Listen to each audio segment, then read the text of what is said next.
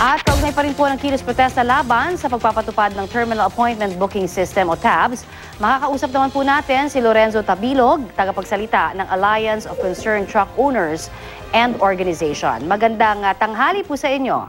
Magandang tanghali po, madam. Okay, ano ho ang inyong dahilan? Bakit kontra ho kayo dito sa TABS? Unang-una po, ang mahirap po lamang itong sistema na ito. Dati nakakapagpalabas po kami ng wala pala yung stop.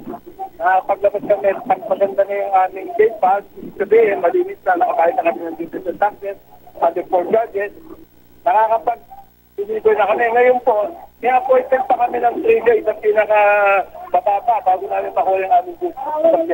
Okay, ano ho yung nakikita ninyong magandang solusyon para ho dito sa nakikita nating sinasabi niyong problema?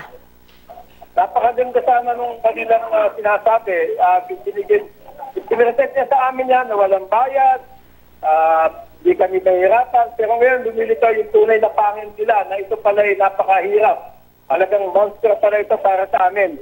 Nagpe-penalize kami, kailangan pa namin mag-enroll sa TAB bago kami makapag-gamit ng TAB app at makapag-release eventually ng aming departamento. Pero ano ho bang ang sabi sa inyo?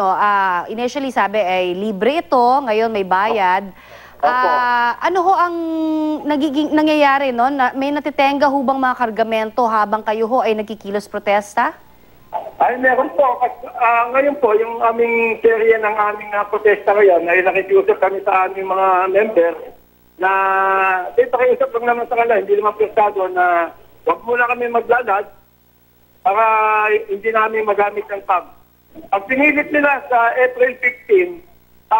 March 15, na sinilin kami nito, ay wala naman makakabahay sa kanila. Eventually, magkakapot-congestion din dahil hindi ka na makakapagamit ng TAB dahil wala kaming ibabayad, yung enrollment fee na 6,500. Ang nagtatransact sa kanila ay 2,000 plus. Mga 13 million yun, hindi namin alam kung kanino mapupunta yung 13 million yun, kung sa gobyerno o sa bunta ng pribadong kumpanya. Hanggang kailan niyo ho balak magkilos protesta, sir? Ngayon, asyete, hanggang pong ating sir, na ipakikita namin na talagang tutol kami dito sa TABS na ito. Alright. Maraming salamat po sa inyo pong ibinigay sa aming oras. Yan naman po si Mr. Lorenzo Tabilog, ang tagapagsalita ng Alliance of Concerned Truck Owners and Organization. Gandang tanghali po. Salamat.